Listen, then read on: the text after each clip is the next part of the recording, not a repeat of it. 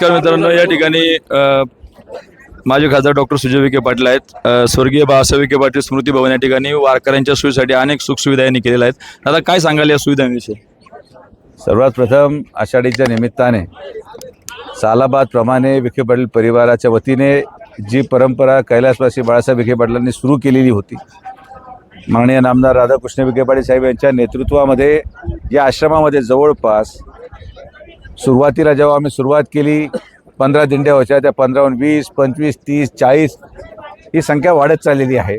प्रचंड आमच्यावर या सगळ्या नियोजनाचा ताण पडतो, पण जे प्रेम लोकांकडून मिळतं आणि खरं समाजाप्रती असलेली भावना दाखवण्याचे असेच काही क्षण असतात.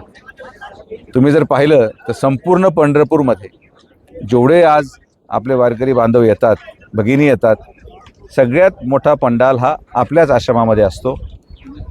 या पंडालाच्या माध्यमातून सगळ्यांना चांगली सुखसुविधा मिळावं.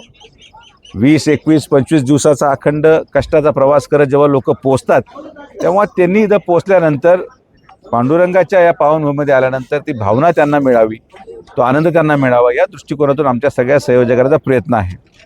ही पहिली वेळ आहे माझ्या वाटतं मागच्या 5 वर्षामध्ये की पाऊस पडत नाही आहे आपल्या या भागामध्ये.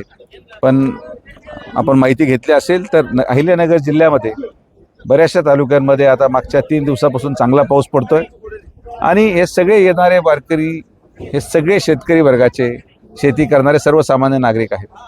आणि मला पूर्ण विश्वास आहे की जरी या भागामध्ये पाऊस नसेल तरी उद्या दर्शन झाल्यानंतर किंवा सगळ्यांचा रिंगण सोहळा झाल्यानंतर प्रचंड पाऊस या भागामध्येही पडेल आणि बळीराजा हा सुखवला जाईल, अशीच अपेक्षा आपण या सगळ्यांच्या प्रार्थनाच्या माध्यमातून करतो. मला विश्वास आहे की पांडुरंगाचरणी लीन झाल्यानंतर प्रत्येकाच्या मनोकामना पूर्ण व्हाव्यात आणि प्रत्येकाचं मनुष्याचं आयुष्य उदंड आरोग्यदायी व्हावं, एवढीच आमच्या विखे पाटील परिवाराच्या वतीने माननीय नामदार राधाकृष्ण विखे पाटील साहेबांच्या वतीने पांडुरंगाचरणी प्रार्थना करतो.